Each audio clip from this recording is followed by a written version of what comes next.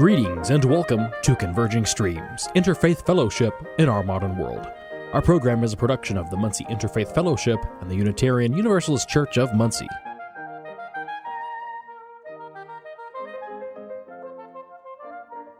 This week's lesson is entitled Interfaith Tolerance as Expressed in the Garden of Ruth, Part 2 of 2.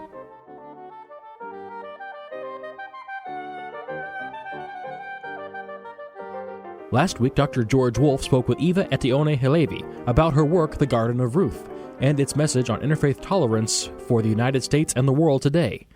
This week, we will resume that conversation to learn more insight about how the Garden of Ruth exemplifies interfaith dialogue, interfaith tolerance, and has a lesson for all of us in the 21st century in the United States and the world at large.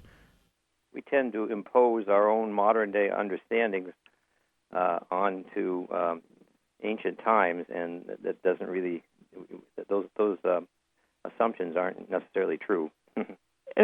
Exactly, precisely. So what I was trying to achieve in the novel is a combination of entertainment, of something that people would want to read, to make it easy and flowing and enjoyable, with those sort of messages which would not hit people with a hammer on the head, but which they would find sort of underneath the undercurrents of the book, a novel which is interesting and also important, I think. Yeah, you mentioned something earlier that you may not have an outer conversion ritual, but there can be a conversion or acceptance within one's heart. Well, this is the way it seems to be in the Bible, because for women, in particular, the Bible doesn't set out any conversion ritual at all. So what happened with Ruth was that she converted in her heart. She never underwent any ritual at all. And I think that some faiths today would be a lot more rigid and closed than the Bible was in this respect. Yeah, I think you're right. Mm-hmm. Now, when you talk about mystery, I think that was fascinating. We said, can there be a mystery in the Bible? There seems to be two definitions of mystery. One is the usual literary definition, where we're trying to find out who's at the bottom of a certain act or whatever. Yeah. And then there's the other mystery, which is the mystery, the spiritual mystery, the mystery which something which cannot be comprehended by the intellect, but has to be understood only deep within on the level of the heart or the level of the spirit. I think the book, The Garden of Ruth, the novel, is both of them. Yeah, I was going to ask you, could you perhaps explain a little bit how, without giving away the end, can you perhaps explain a little bit of how it treats the mystery in both those senses? The mystery is first of all, in the biblical story itself. It's a very interesting story. And then I developed it further. The mystery is that Ruth accompanies her mother-in-law to the land of Israel. And by ancient law and custom, she couldn't inherit any property. The widows didn't inherit. And they were very destitute, the two women, and salvation had to come from a man who was a close relative, and he was supposed to marry Ruth, and then he would inherit her family's property. And he refused to marry her. And furthermore, his name is not mentioned. Although he was such a central character in the story, he is referred to in the Hebrew original of the Bible as the Mr. Anonymous, the man who has no name or something like that, the unnamed. Mm-hmm. And so the mystery is really why did the Bible see fit to conceal his name? Could it be that he had done something so awful, so terrible that his name had to be hidden? And secondly, why did he refuse to marry Ruth? He could have enriched himself. When he was told that he could inherit his property from his next of kin, from the deceased husband of Ruth, he was perfectly willing to accept the property. But then when he found out that there was a string attached to it, he said, no, thank you. And he didn't, he declined. So here's another part of the mystery. Why did he refuse? Could it be that he had already that he already met Ruth and that things had gone wrong between them? This is the mystery that's in the Bible. And in my novel, I try to unravel that mystery in my own way, but still faithful to the spirit of the Bible. I send in a female detective, a biblical, I like to call her biblical Miss Marple, like the Agatha Christie detective, female detective.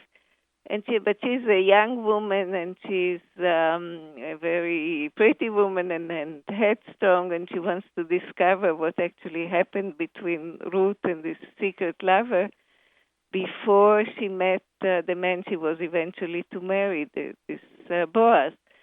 So this is what the story is about. It's a mystery novel and also a family saga that spans over 3 generations. It deciphers Ruth's mystery, and at the same time also this young detective unravels her own life. She visits the family of David when he's still a young man, and she is attracted to 2 brothers, David and his elder brother Eliab, and she's torn between them. And while she unravels the mystery of Ruth, she also unravels her own life. So you get actually two famous persons in the same story, 3 generations apart, 2 celebrities rather than one, which I think is very interesting how those 2 stories are interlaced, the story of David and his great-grandmother Ruth. Uh-huh. That's very intriguing how you have the parallelisms between the two women's lives there. Yes, there are some parallels between the 2 stories, and there are also some differences, but both of them are torn between two men and eventually find their way. Now, you say that the friendship between the women empowers them. Yes, I think that's another very important message which we find in the Book of Ruth, in the biblical Book of Ruth, and even more so in my novel, The Garden of Ruth, that the women at that time, their position was weak. All the laws were against them, were skewed against them. But they had some inner strength, and with their feminine strength, they managed to accomplish what they wanted. Ruth took her fate in her own hands, left her family, left her country to go to another different religion, different culture, and she was empowered. She was able to do that through the friendship that she developed with her mother-in-law, Naomi. The women's friendship is such an important part of the story, how they supported each other, how they were sensitive to each other's needs and feelings and so forth. So I think this idea of the sisterhood of women is important at that time and still important today. You're bringing out something else, too, here that's important, in that when we look back into ancient times, we tend to think of the ancient cultures sort of existing in isolation. We tend to think that the Greeks had never left their peninsula, and that the ancient Israelites stayed in the same place, and the Persians were in the same place, and so forth. But in reality, there was a lot of cross-cultural interaction between all these ancient peoples. Oh, absolutely, there's no question about it. There were, in fact, in the land of Israel, there were other peoples as well. There were Canaanites, there were Philistines, and across the Jordan River, there was the land of Moab and some other lands as well, and they all had to, in some way, learn to get along with each other. There were many, many wars, but at times there was also accommodation, and there was peaceful relationships as well. So I think that's another important lesson to learn from the Bible, that there were many people, and they all had a variety of ties and relations, some not so good, some good, and when there was peace, the land flourished. Mm-hmm. Well, that's very, very good. We really appreciate your being with us here, and it sounds like a fascinating novel, and we hope that everybody will take note and look for it in the bookstores and be able to acquire it. It sounds like a good novel to have discussion groups around. Yes, exactly, and that's what I'm doing. I'm on a book tour, and lots of groups are sort of discussing the book on their own or with my assistants, and we discuss it together. Several people have been excited about the book, but they're coming from many different traditions. Like someone from a Roman Catholic tradition came excited about the novel and said that it strengthened her own faith. A woman who was Afro-American was very appreciative of the message of the novel and so forth. It sounds like both Christian and Jewish groups could get together and have very meaningful discussion and dialogue using your book as an inspiration. I certainly hope so. It's a book for many people of many faiths, of encouraging dialogue between them, and if they do come together, that's wonderful. In fact, in some of the talks that I gave, there were Jewish people, there were also Christian people who came, and I was so happy to see that they liked the book, that they read the book, they liked it, and they found so much to strengthen their own faith, to strengthen their ability to communicate with others. So I think that's good. This is definitely something we need more of in this country and in this time in history. And we really appreciate your writing this book. Thank you. It was a pleasure writing it, and it's a pleasure talking about it.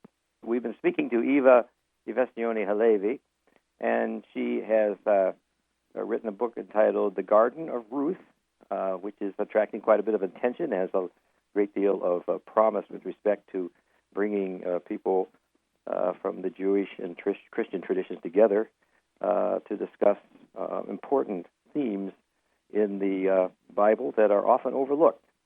And we really appreciate your being here. Thank you, and the best of luck to you. I wish you continued success on your tour, and I hope you'll write many more books. Thank you very much for having me on your show, and thank you for your good wishes, and all the best to you. This is George Wolfe for Converging Streams.